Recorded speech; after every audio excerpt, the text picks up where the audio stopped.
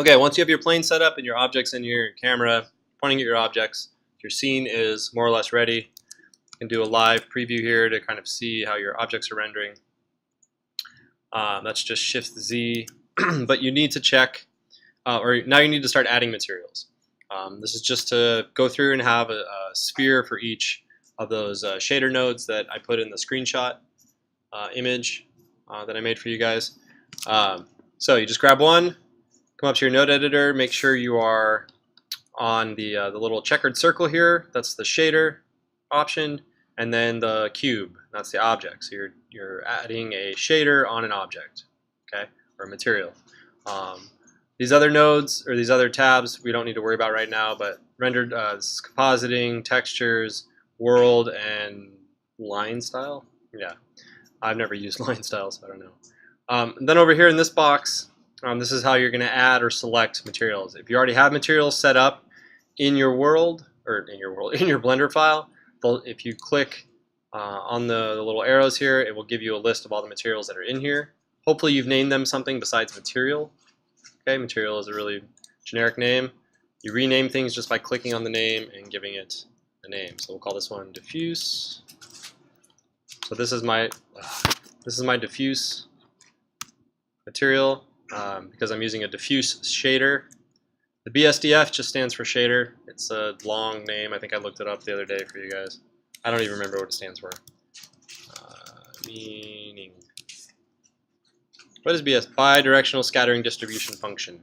So it's the algorithm that figures out how light should be reflect or be absorbed by a material. So you can ignore it. By default, when you pick the shader or when you make a new material, it will have diffuse. It's the most common. It's like a matte color, right? Click on the color wheel. You can give it different colors. Live preview. Oh, apparently I added it to the world. My bad. Actually, this is a good lesson. So I accidentally added it to the world and one of the spheres. If you ever have a material selected, you're going to see some numbers and a letter and then some other symbols over here to the right. The number, if you just mouse over it, it tells you what it is. It's the number of users of this data. So how many objects in your Blender file are using this material? So there's two, the sphere and the plane. The F, it just means do I save this or do I not save it? If you click F, then it will save it if there are no users. So see how that changed to 3? Now there's a copy of this material that exists independent of any of the objects. And what that means is, watch, if I go back to 2, and then I delete my sphere, and I delete my plane, maybe, right? Delete my plane. If I come back here, that material is still there. It should not have been. Oh, because I hit save. Weird. All right, that should have gone away. Well, I saved it, so it saved it for me. No, I don't know how to delete it. That's just a material slot. Well, anyway, that's how you save it. You just click on the F and it saves a copy for you. Because if you inadvertently delete a bunch of your objects and you haven't saved a copy of that material's gone. And if you've done a lot of work on that material, like it's a complex material, or complex, yeah, it's got lots of stuff going on inside, then that stuff, that's gone. You have to recreate it. Okay, but let me step back here. Okay. But if you want to save a independent copy, you can, I think, just click, yeah. You can just click on the number and it will save a unique copy of that material. So, for instance, now I have 2 materials that I can edit in here. This diffuse was on the floor here. So I'm going to call it blue diffuse floor. And then this one is blue, we'll call this, I don't know, make it green, diffuse sphere. You don't have to make your names that long, but it's just like, you know, naming layers. It's kind of important. Give it a color, make it a render. All right, so this is the gist. That is exactly like what you're doing for this shader exercise. Okay, you're just adding shaders to the objects. So I would click on this one, add a new shader. Now what you need to do is get rid of the diffuse, and then the very first one you should add is the anisotropic. And then if you remember from our discussions and talking about it, the anisotropic is like a metal shader. It's like a kind of brushed metal shader. It's really good for kind of the way metal reflects and refracts light, right? So that'd be one to do. If you get this sort of like, start seeing the facets of your sphere, you can make that go away by selecting the sphere, coming down to where it says shading in the tool tab. That's your T drawer, so if your drawer is hidden, just click on the little square, or you hit T on your keyboard, smooth, and then that goes away, sort of. Not really. Did not go away. Oh, because I had the wrong thing selected. Smooth. Now that went away. Okay. I had the plane selected. Smooth. So anyway, so that's what you're doing. That's your core loop, so to speak. So shader, I did a diffuse already, so I'm going to do an emission. This is light, so you're not going to really see the object. The object itself is going to look flat, but it emits light, and that light interacts in the world. All right, it bounces off other objects. You can change the color of the light to whatever you feel like. You can even adjust the strength of the light, make it a nice little glowing sun. Because you're adding more light into the scene, that will definitely increase your render time. All right, so be careful with emission shaders. So this is the basics of what you need to do for this project. All right, I would zoom out here. If I wanted to add the rest of mine in here, you know, I would just copy these spheres. Turn the sun off. Turn the plane off, so I'm not clicking it accidentally. Grab these spheres, duplicate them. I showed another way to duplicate, you know, using an array modifier. You don't have to use that if you don't want to. It's just something I was doing to show everybody. You know, just add your spheres in here somehow, some way. I don't care, so long as you just get to that 12 and they all have a different shader on them. Now these ones I've copied, it's copied the shader information, right? So these all have the same shader information. So like this would be isotropic and emission. All right. So if you want to disassociate a material, you just click on the X. So I don't want these two here, or these three actually, to have that material. So I'm just going to delete that material from that object, and then hit new and add a new one. Shader, glass, etc. All right. So that's what we went over on Monday. Does that seem clear to everyone? Yeah? All right. So if you didn't get it done, or maybe you feel like you did it wrong, you can spend some time now doing it, okay? While I'm talking to you, go ahead and start working on that.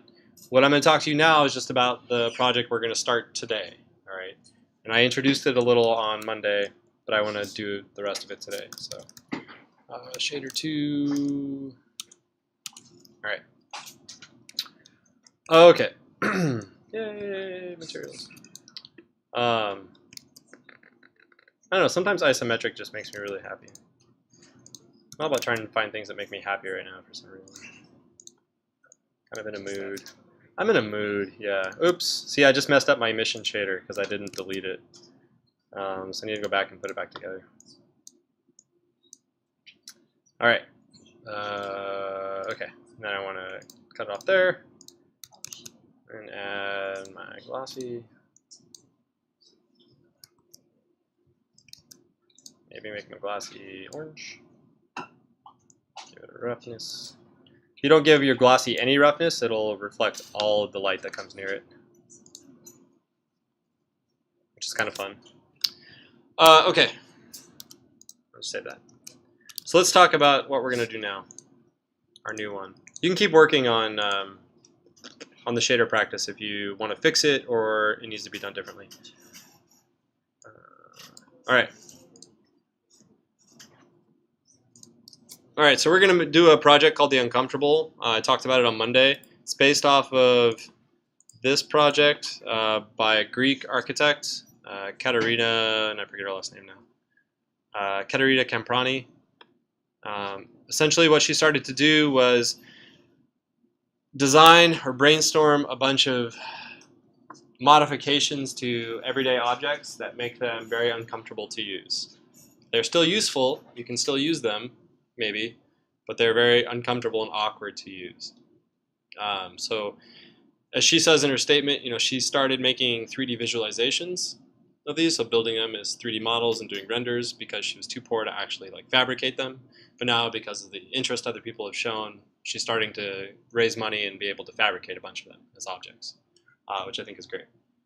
So 3D visual, being able to build these in 3D, or being able to build any of your ideas in 3D, helps you communicate the idea very clearly. It also helps you think through the idea very clearly, especially if you're doing something for fabrication. If you need a machine to build it or a third party to build it, right? There's no reason that you have to know how to build this stuff on your own anymore. Especially not with services like Shapeways, 3D printers, laser cutters, all that junk. There are people that know how to do this stuff, that have the equipment and the money invested in it, that can make the stuff for you for a small fee or a large fee, depending on what you're doing. On campus, we have a bunch of 3D printers. The Rad Lab has a bunch. The library has a bunch. We have one really expensive one that works most of the time. I have one in my office that is really good for just building quick, dirty prototypes of stuff on it, just to get a sense of things. So they're really useful. I have a pen, so you can hand build 3D objects instead of using, which is totally different than, of course, sending files and getting a nice clean cut. But it's still fun. You're not looking at it. Why aren't you guys looking at it? Anyway, so she built all these things, or at least was able to think through them, and now a lot of them are being actually built. We're going to do something very similar. I want us to spend a lot of time brainstorming. We're going to spend 2 weeks on this project, I think is what I said. The draft is due. Yeah, the draft is due on the 27th, so that's 2 weeks from today. Okay, which means we have all of next week and the following Monday for studio time. Right, so you have no reason not to have something really nice at the end of this. You essentially have 6 hours of in-class time to work on this straight, right? Plus whatever outside time you need. So today I want you to start generating ideas. So do some research. Maybe get on IKEA's website, SkyMall. SkyMall is full of ridiculous things that generally look pretty uncomfortable, but whatever. Bed Bath & Beyond, I don't know, any of those stores that just make stuff, that have lots and lots of things. Examine how things you use every day could be corrupted to become very uncomfortable. Chairs are an obvious one, right? Chairs are something we sit in all the time that we kind of depend on. We expect them to be on the spectrum of comfort, somewhere on the spectrum of comfort. They all fall in different places, of course. We all have different bodies, so they feel differently. Doorknobs. She'd be an inflatable doorknob. So what's a doorknob supposed to be? It's supposed to let you open a door, right? So what are the characteristics necessary for that? Well, you got to be able to move it, and it has to be able to move a mechanism on the inside, right? Which requires some sort of rigidity. What's the opposite of that? Something soft and squishy that you have to inflate on your own.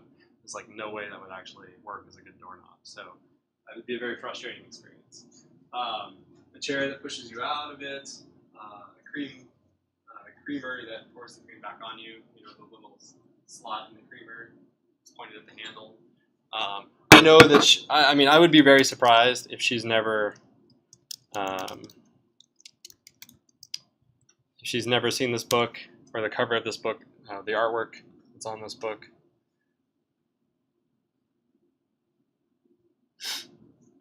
I'd be very surprised if she didn't get her idea from this. It's a book we read in Interaction Design, like I said, on Monday. And this pot, I forget who made it. I'll have to look it up again, but it's meant to be It's meant to scald you if you try to pour a cup of tea.